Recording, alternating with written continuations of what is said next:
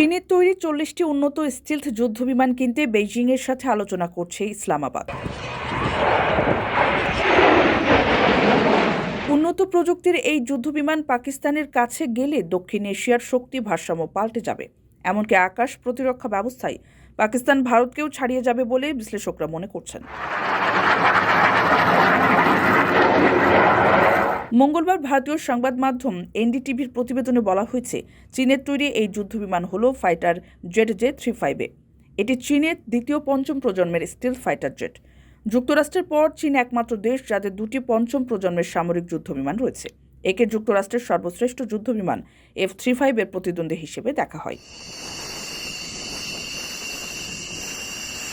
চীনের people's liberation army জানায় যে J-35A একটি মাঝারি আকারের স্টিলথ যুদ্ধবিমান।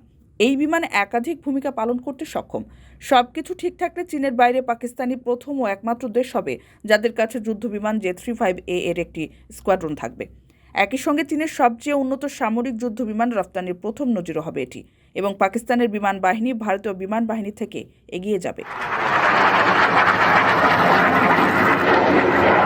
কারো কাছে স্বপ্ন পূরণ, কারো আনন্দের উপলক্ষ, আবার কারো জীবন পাল্টে দেওয়ার মুহূর্ত, কখনো জীবন বাঁচাতে সর্বোচ্চ গতিতে উড়ে চলা, কারো আবেগের শেষ মুহূর্ত, আপনজনের শেষ বিদায়ে শামিল হওয়া।